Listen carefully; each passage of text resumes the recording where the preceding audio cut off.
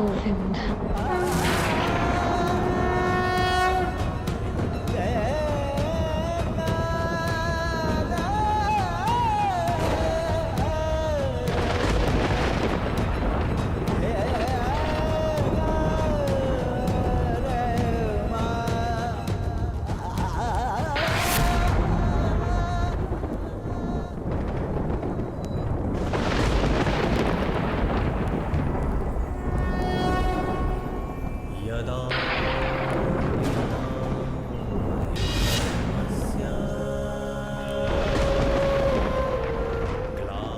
इस चीर के हर धागे का ऋण 100 गुना करके चुकाएगा तुम्हारा ये सखा। अभ्युत्थानम् अधर्मस्य तदात्मानं सृजाम्यहम्।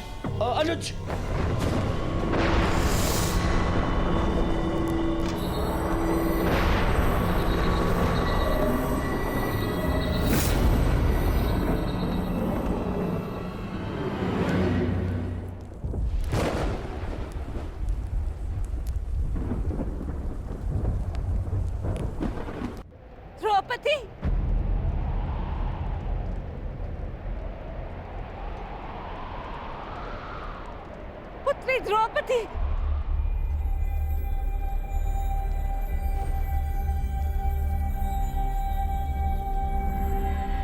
ये क्या अनर्थ हो रहा है सभा में?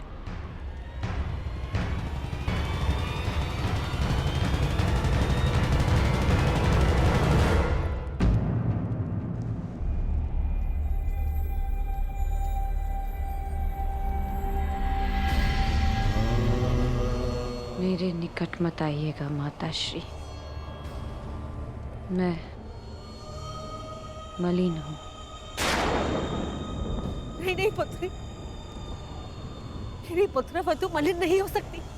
मैं आपकी पुत्र वधु नहीं, ना ही कुरुवंश की कुलवधु।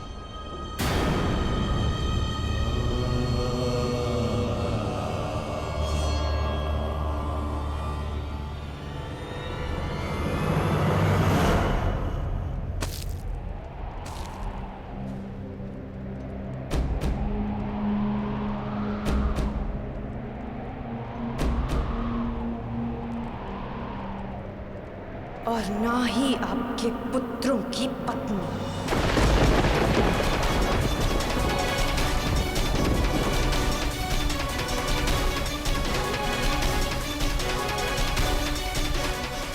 मैं एक जीता जागता शव हूं। शव, इस संसार की स्त्रियों की लुटी हुई मर्यादा का। मैं कुंड हूं, इस सृष्टि की सभी स्त्रियों के आंसुओं का। आज मैं अग्नि नहीं, आज मैं अग्नि सुता नहीं, स्वयं अग्नि हूं। इस मूक मौन सभा के शमशान में जलते हुए नारी के मान के चिता की अग्नि हूं मैं, जो सब कुछ भस्म कर देगी, सब कुछ नाश कर देगी।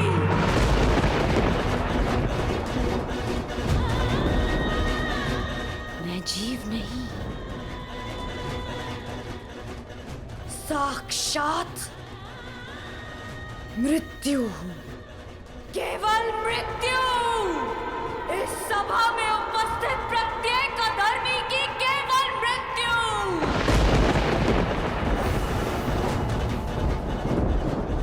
जो इस नग्न सभा में विनाश का नग्न नृत्य करेगी, जो सभा मेरा अपमान देखकर मौन रही, वो सदा के लिए मौन रह जाएगी।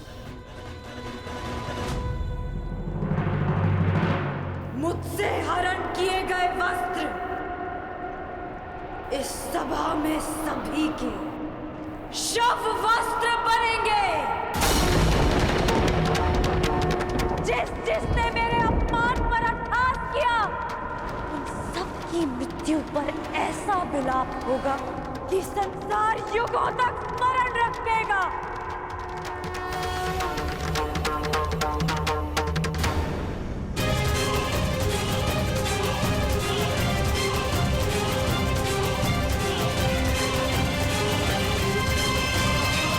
नहीं सुनी तो फिर क्यों? क्षमा कर दो पुत्री। मेरा श्राप ही क्षमा है महारानी, क्योंकि यदि दंड दिया तो इसी जीवन के प्रत्येक क्षण में नरक का अनुभव होगा इन्हें।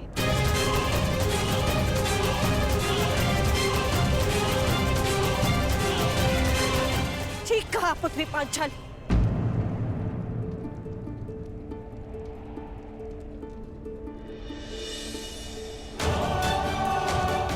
इन सबको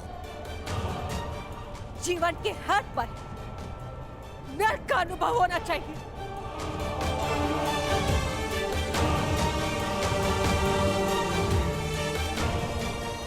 हस्तिनापुर के रक्षकों के मध्य, हस्तिनापुर के आचार्यों के रहते, संसार के सबसे बड़ी नीतिवानों के मध्य यह नरक कैसे हुआ? मैं आपसे पूछती महामंत्री, हस्तिनापुर में अंधे युग का प्रारंभ कैसे हुआ?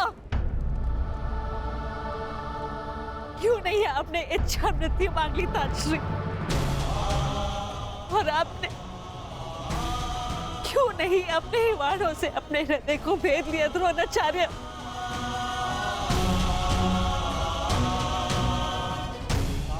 आज तुम्हारे मौन रहने के कारण देवताओं पर से विश्वास उठ चुका है मेरा। कैसे होने दिया ये अपना? कैसे बन गए इनके दास? कैसे? मैं द्वारका से कृष्ण की नारायणी सेना लेकर आऊंगी और बलराम के बल से विनाश कर दूंगी इसका।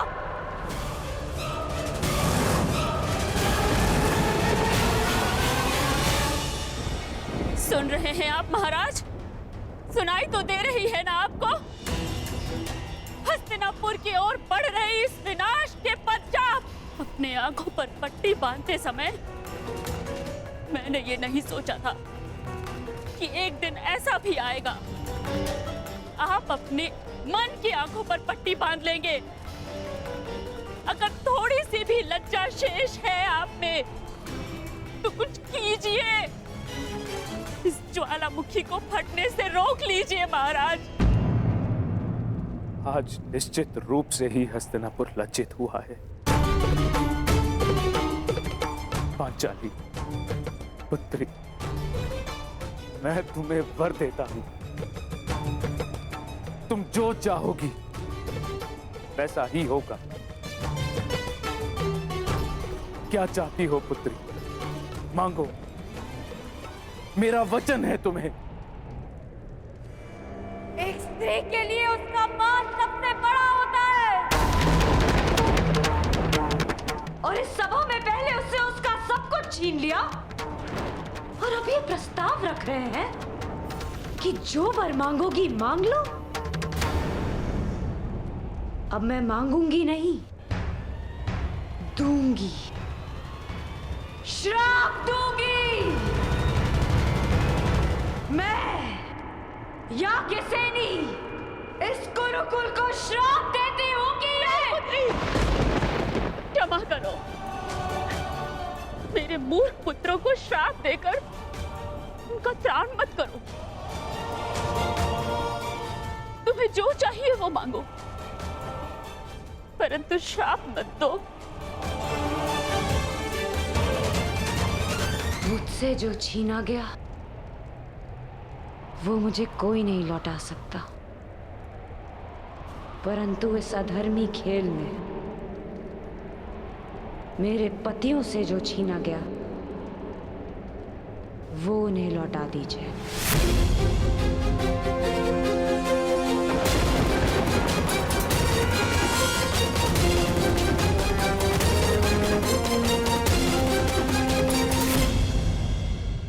इस अधर्मी खेल में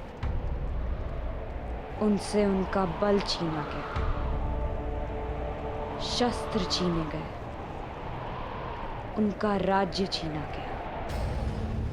उन्हें उनका बल, उनका मान, उनके शस्त्र और उनका हारा हुआ राज्य लौटा दीजिए।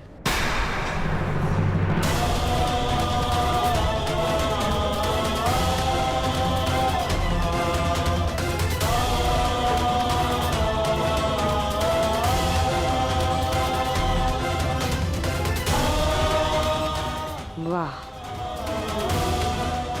अब भी मौन है सब। और आप कह रहे थे दिया, जो तुमने मांगा दिया। पांडवों का राज्य, संपत्ति, शस्त्र और बल मैं सब लौटाता हूं।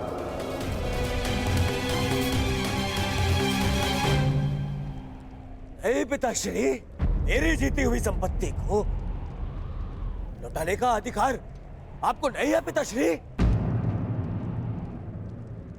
मैंने इस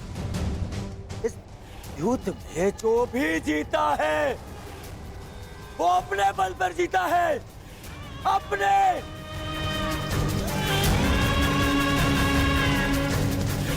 बिना बिना छल के जीता है, बिना बिना युधिष्ठिर को विवश किए जीता है, बिना धर्म किए जीता है। फिर क्यों मैं इसे लौटा दूं?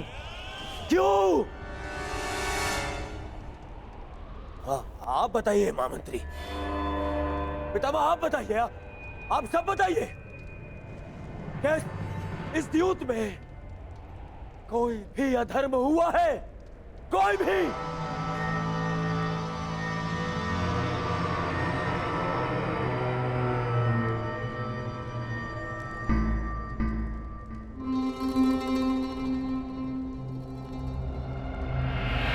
फिर से मौन हो गए सब। अधर्म सामने खड़ा होके पूछ रहा है कि उसने क्या अधर्म किया, और सब फिर से मौन। इस सभा में इतना सब कुछ हो जाने के बाद भी आप सब मौन है।